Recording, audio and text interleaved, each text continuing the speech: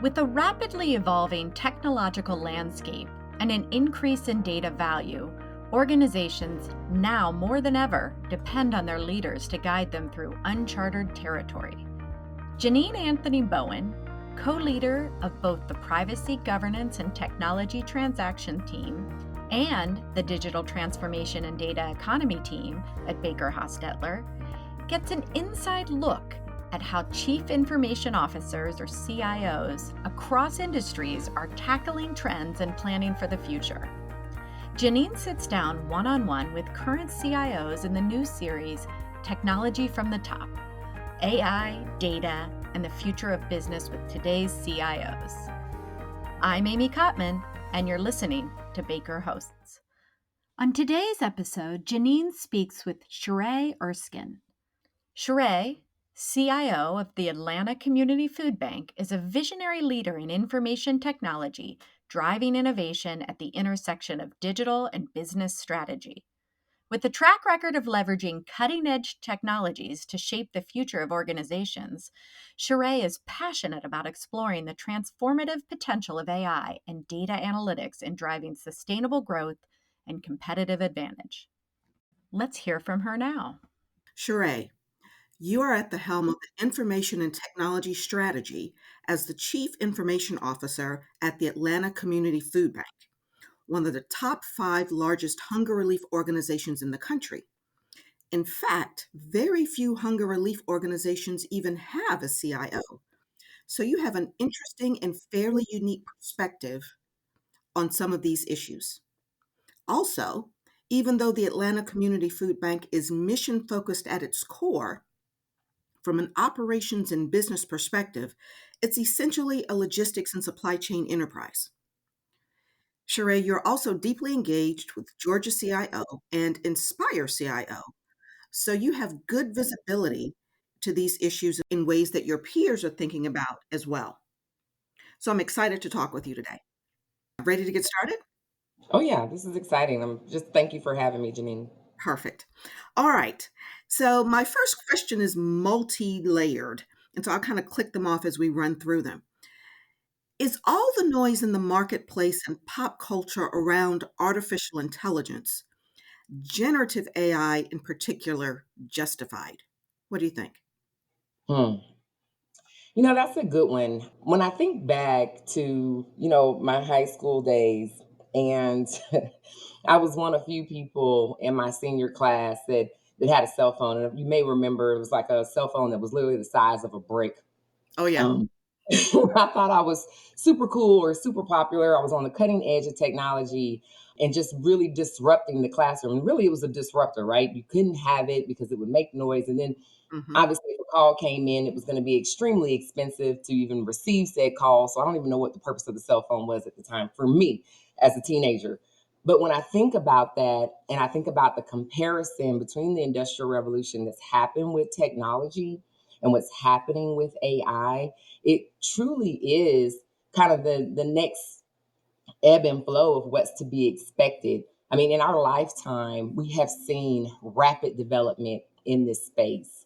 And so for me, yes, the hype is justified because the technological advancements that we're seeing are coming at such rapid pace, at a rapid scale, and in ways that we never dreamed that we would see.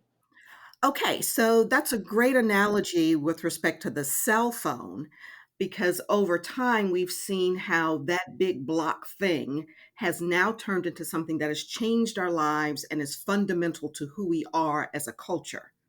Absolutely. So, how do you think, you taking that same kind of train of thought, how do you think businesses will be affected in this new era of AI? Will it have that same kind of cataclysmic impact on the culture as the cell phone has had? Absolutely. And that is the premises of the cell phone. So if we remember back in a time where landlines were the big thing and hard phones on people's desks were the big thing. And now as organizations are moving to soft phones, people are moving landlines out of their homes and they're using cell phones for the primary point of contact. It is exactly the same thing that we're going to see with AI. I mean, most organizations today, they're using it, they're using a form of AI, and they Mhm. may not have an actual governance, an AI policy, or an actual AI strategy, because it's coming in different ways from the individual, from the user who's looking to do better or be better at the work that they're doing in the organization. Hmm. We're going to see the same kind of shift and lift in the AI space as it relates to what we saw in cell phones. Okay. So, I recall when they first put a camera on a cell phone, I thought that was the most ridiculous thing ever. And now an entire industry around social media and other things have launched because you can take pictures on cell phones. And so I thought that was weird then. I wasn't afraid. There are folks that are afraid of what's happening with generative AI. Should we be afraid? Janine, I think fear is natural. It really is the next level of disruptive technologies that we're talking about. It is important for us as a society to look at this from a balanced perspective. That would be more productive for us. I'm glad that we've got a lot of energy and a lot of discussion, a lot of hype, if you will, around AI right now, because it allows us to start to have the type of conversations that we need to have. Let's talk about the ethical issues that are going to come from this. Let's have a collaborative approach and how we're going to handle this from a government, from a business, from an individual perspective. How do we best use AI to complement our society? I mean, it all comes back to education and adaptation. But again, fear is natural, but the conversations do start now. Okay. So I like that. And you've triggered an entire separate discussion about how we should be thinking about it societally and ethically in other ways. So we might have a part two to this conversation later to dig into some of those issues. But let's turn the corner a little bit because for sure, artificial intelligence engines don't exist without data. Okay. And data has become increasingly more valuable over the last, I've said 3 to 5 years, but really probably it's continued to grow in value in the enterprise over the last 10 years or so.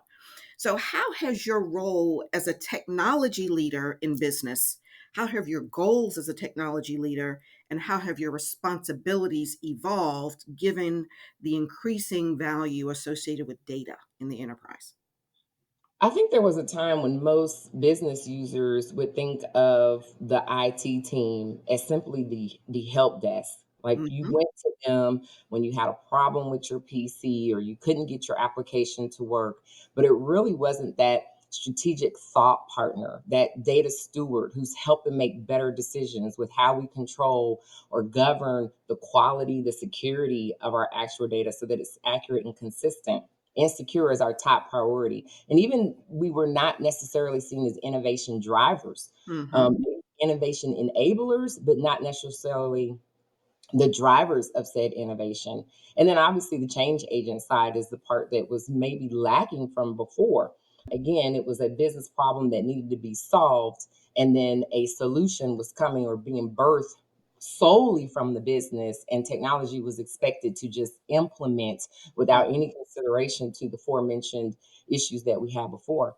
So I think the evolution of that role has really become, especially for me in the food bank, Hmm. is being seen as that dynamic and integral part of the core strategy of the business. In some organizations, the pillars of growth for that business, the underlying component, the foundation of Hmm. it all is information and technology.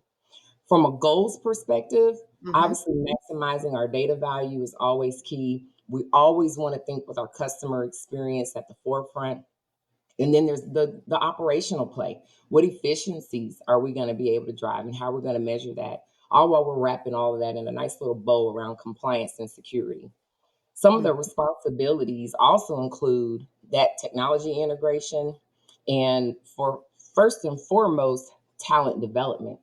We're using applications, services, hardwares, conversations, if you will, that we've never been asked to have before. So continuing to invest in our team, continuing to invest in ourselves are also part of those responsibilities that we have, all while we're keeping an ethical mindset. How do we handle this in a safe way that drives the goals, the direction of the businesses that we're all supporting? Okay, so let me take that a little bit further and see if you agree with this statement. As you described, kind of the legacy view of the IT organization, I think you described it correctly. When the computer broke, we called you, somebody came and did something, right? Okay. And so that was really an internal facing role. Mhm. It seems to me, as you talk about strategy, that the role of the CIO is becoming increasingly more external facing and customer driven and customer touching. Would you Mhm. agree with that or not? Oh, absolutely. So a company that I worked at before, we were building out a new e-commerce platform, and this was in a B2B environment. So we really wanted our business partners or in our ecosystem to use the e-com platform that we had. We trained our sales teams, we changed our customer service reps, and the stickiness of the website just was not catching on. So what we did from an INT perspective is that we created kind of like our target list. Which customers do we want to talk to first and partner that salesperson with an IT professional that can go and Mm-hmm. speak to, almost become an IT salesperson on the Mm-hmm. technology to get that customer comfortable with the utilization of said tool. I believe that that is the future of what some of our IT roles will start to look like, more outbound facing interaction with the customers. It brings it back to the customer experience. Sometimes, and depending on the organization that you're in, when people hear the technology piece of the INT, they get a little uncomfortable. And so they're Mm-hmm. not able to speak to it as passionately or with the conviction that a technologist can. So I do see that growth trend happening. Okay, love it. All right, so next question for you. Back in the dawn of cloud computing, 2008, 2009, 2010, companies were going through a lot of go, no go analysis with respect to moving data to the cloud and actually making decisions whether or not they were going to undertake that action. Mhm. What are the analyses and decision rubrics that are being used now around maximizing the value of data in the enterprise? Yeah. So that's another good one. When I think back over the tenure of my career, I remember speaking to my former CIO, and we were talking about cloud computing and what some of the other our competitors seem to be doing. Mm-hmm. And he tell me, Sheree, we're already doing cloud computing. Like we're doing it. We're moving some of our servers from on-prem to off-prem. We're hosting some of our e-commerce platforms in the cloud. Like these technologies were being utilized. And it was one of those, okay, but how do we come to those decisions? Obviously, it starts with, well, depending on the organization, is there a misunderstanding or lack of talent within? Is Mm-hmm. there a business problem that we're trying to solve? What is our market, when we talk about that competitive review, look like? What are our competitors doing and how are they winning at making those changes? What is the data quality that we have and the governance that we're trying to orchestrate around there? Is there things that we want to do with our data that we just cannot do on prem that we need to move, say, cloud based? As well as our infrastructure and architecture, so that we've got some scalability and flexibility around what we're looking to achieve. Most of these cloud computing services now require different integration interfaces. So when we're looking at that, we're making those particular decisions on how does that all structure? How are we bringing that alignment together? What is the problem we're trying to solve? What talent do we have inside? All while we got to put a TCO around it. Are we going to get the total cost out of what we're investing in? What's our ROI going to look like? And what risks are we exposing by doing that? The rubrics on that side, and again, every organization is different, so I can Mm-hmm. only speak to what we're doing right now at the Atlanta Community Food Bank. It really does come back to, where's our priority? What's the impact versus the effort? Is it Mm-hmm. really going to make a difference with our mission? And how is our stakeholders going to adapt to the change? And those stakeholders do come in the forms of information and technologists that sit within the IT team and technologists that sit outside of the IT team. All while we've got to have that rubric that defines what are we measuring? How are we measuring the success of doing that? All of these things really come together to make sure that we're technologically sound, Mm-hmm. operationally efficient, and are effectively monitoring any improvements we're expecting to make. Okay, so that was a lot. And because I want to get sucked into it, I'm not. I'm going to transition to this next question because I'm sensitive to time. So AI has sucked the oxygen out of the room conversationally. Okay, but other things are going on.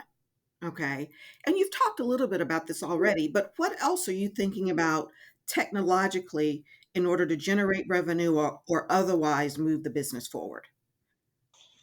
First and foremost, okay, so let me just step back and say, I think that AI is coming in so many different shapes, forms, and sizes, if you will, that Hmm. even in your technology roadmaps, there are some things that you're doing that may not have the AI classification on the front, that AI label on the front of it.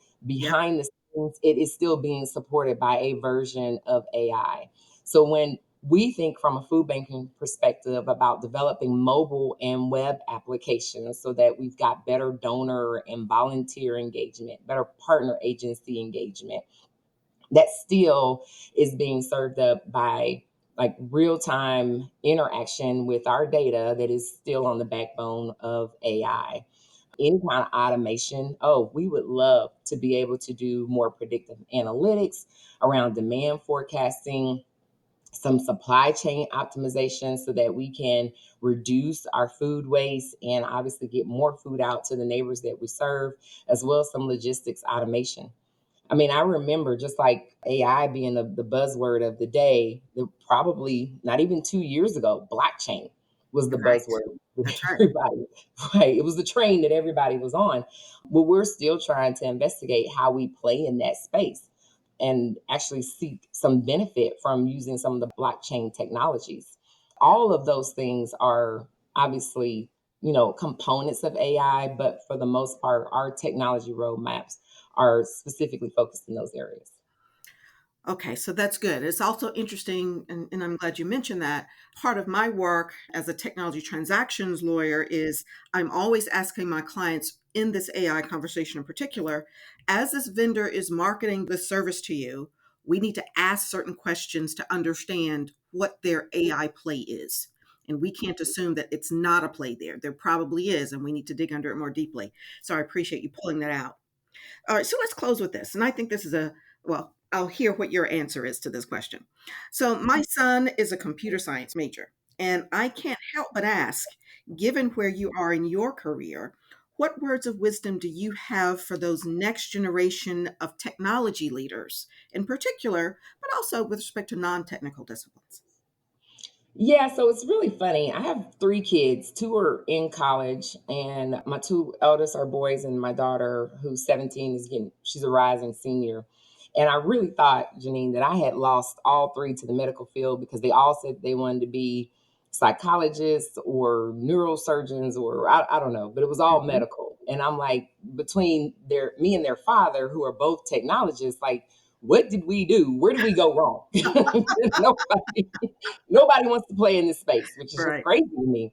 So, like 2 weeks ago, my daughter told me that she had a change of heart and that she actually wants to explore more of the technology space. So, the same things that I would tell your son are the same things that I told my daughter. One, I'm super excited. We need more people that look like me and my daughter, you and your son in Hmm. this space. Hmm. So, I always suggest, and this is for everyone or anyone that I mentor or just help in their career trajectory, show up as your whole self.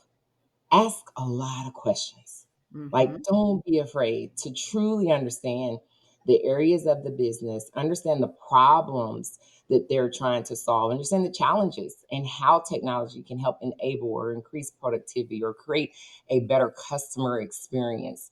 Volunteer for projects, even when you feel like it's not in your lane. Like, volunteer and show up. Be that superhero at work because we are short on those type of utility players. I know that was a lot, but again, I would give the same information that I gave my daughter to your son. Perfect. Well, we are out of time. And Sharay, this has been a fascinating discussion and conversation. And so I thank you for taking time to come and talk with us. And I'll look forward to talking with you soon in the future. Awesome. Thanks, Janine, for having me. This was a joy. If you have any questions for Janine Anthony Bowen, Her contact information is in the show notes. As always, thanks for listening to Baker Hosts. Comments heard on Baker Hosts are for informational purposes and should not be construed as legal advice regarding any specific facts or circumstances. Listeners should not act upon the information provided on Baker Hosts without first consulting with a lawyer directly. The opinions expressed on Baker Hosts of those of participants appearing on the program and do not necessarily reflect those of the firm. For more information about our practices and experience, please visit bakerlaw.com.